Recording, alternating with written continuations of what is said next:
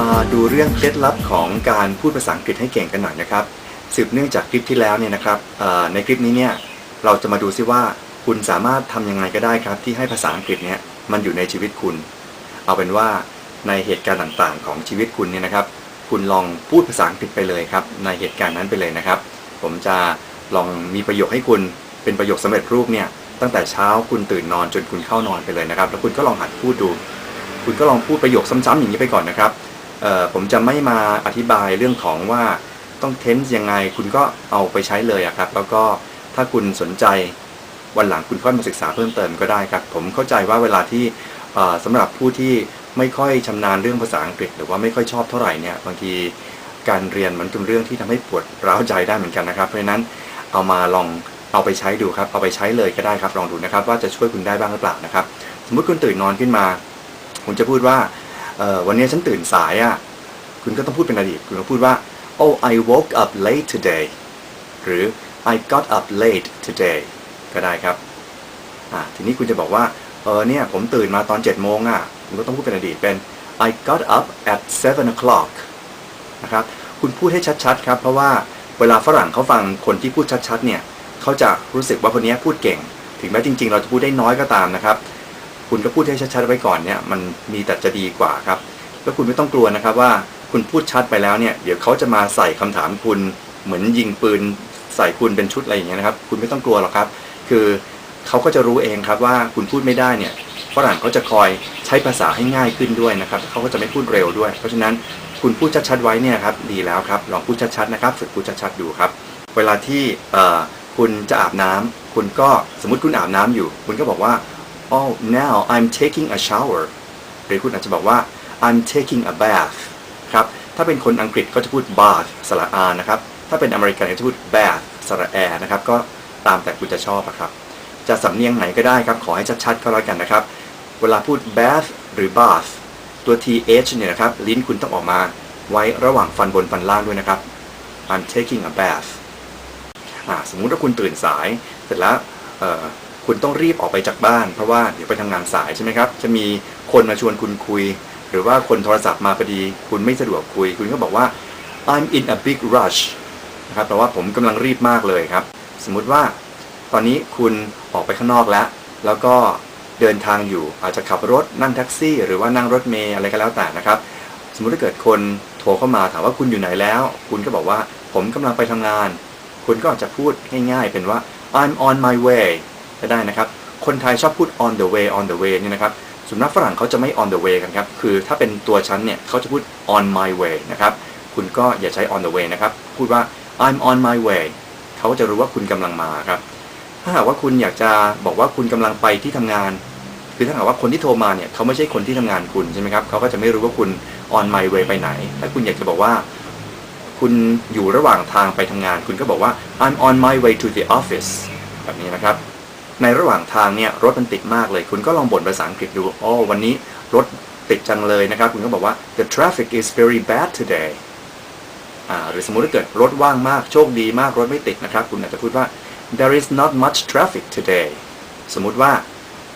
คุณทำงานอยู่แล้วคุณรู้สึกปวดหัวคุณก็บอกตอนนี้ปวดหัวคุณก็พูด I'm having a headacheนะครับผมกำลังมีอาการปวดหัว1 อันครับมีด้วยนะครับคราวนี้พักเที่ยงนะครับคุณก็ถามเพื่อนว่าไปทานข้าวเที่ยงไปทานอะไรกันดีคุณก็ถามว่า What would you like to have for lunch แบบนี้นะครับเป็นคำถามทีนี้เวลาไปที่โรงอาหารนะครับคุณก็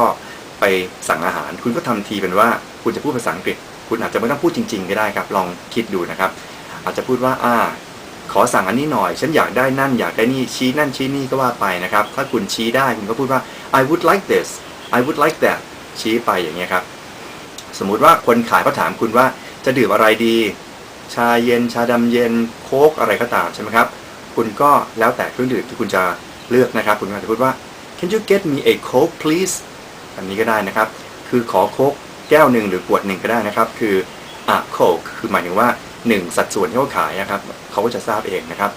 หรือว่าคุณอยากจะบอกว่าขอชาดำเย็นหน่อยได้ไหมชาดำเย็นก็คือ iced tea นะครับ ice เติม d ด้วยครับคุณก็บอกว่า Can you get me a glass of iced tea please แบบนี้นะครับสมมุติว่าเวลาที่คุณทานข้าว เที่ยงขึ้นมาที่ทำงานแล้วคุณก็จะถามเจ้านายคุณสมมุติคุณลองฝึกคิดดูนะครับคุณก็จะถามว่านายครับไปทานอะไรมาครับข้าวเที่ยงคุณก็จะถามว่า what did you have for lunch อย่างนี้นะครับสมมุตินายคุณตอบหรือคุณจะตอบเองก็ตอบว่าอ๋อผมไปกินสุกี้มาคุณก็จะบอกว่า I had sukiyaki for lunch แบบนี้ครับคราวนี้สมมุติถ้าเกิดทานข้าวเที่ยงเสร็จแล้วเวลามีเพื่อนซื้อขนมมาฝากคุณก็บอกว่าอ๋ออิ่มมากเลยขอบคุณนะคุณก็ลองพูดเล่นดูคุณก็บอก oh thank you but I'm very full ขอบคุณมากเลยครับแต่ผมอิ่มครับแบบนี้นะครับ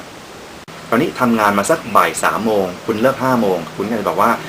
ไปขอเบรกสัก10 นาทีนะครับคุณก็จะบอกว่าเดี๋ยวขอตัวผมไปเบรกสักครู่หนึ่งนะครับบอกว่าI have to take a break I will come back in a little bit นะครับผมขอเบรกแป๊บหนึ่งเดี๋ยวอีกสักแป๊บหนึ่งกลับมาครับ in a little bit ก็คือหมายถึงว่าอีกแป๊บหนึ่งครับกลับมาแล้วนะครับคราวนี้สมมุติว่าเวลาเพื่อนโทรศัพท์มาหาคุณแล้วคุณติดประชุมอยู่คุณไม่ได้รับสายนะครับคุณก็จะส่งข้อความไปทาง LINE หรือว่า SMS ไปก็ได้นะครับบอกว่าขอโทษทีนะครับที่ผมไม่ได้รับสายคุณก็อาจจะพูดได้หลายแบบครับเช่น sorry I didn't answer your call หรือ sorry I have missed your call หรือ sorry to have missed your call นะครับก็ได้คราวนี้เวลาที่คุณเลิกงานแล้ว5 โมงเย็นแล้วคุณก็อาจจะบอกว่าพูดกับตัวเองครับคุณลองฝึกดูก็บอกว่า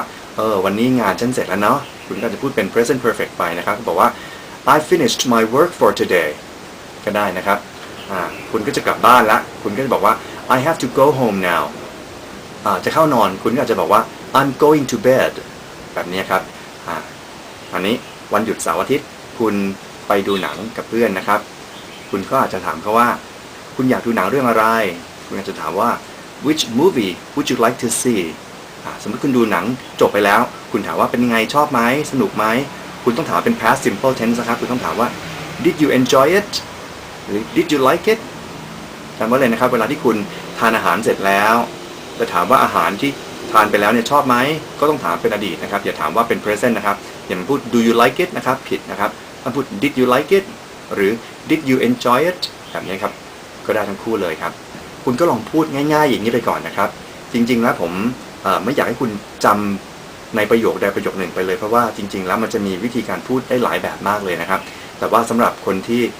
ไม่ค่อยมีเวลามากเนี่ยนะครับเอาแบบง่ายๆเนี่ยนะครับพูดทุกวันดูก่อนนะครับแล้วก็ลองดูสิครับว่ามันจะซึมซับในตัวคุณบ้างไหมพอคุณเริ่มคุ้นเคยมากขึ้นคุณอาจจะเริ่มพูดในประโยคที่หลากหลายมากขึ้นแล้วก็ในเหตุการณ์ที่แตกต่างกันไปมากขึ้นคุณลองดูนะครับว่าจะช่วยได้หรือเปล่าครับ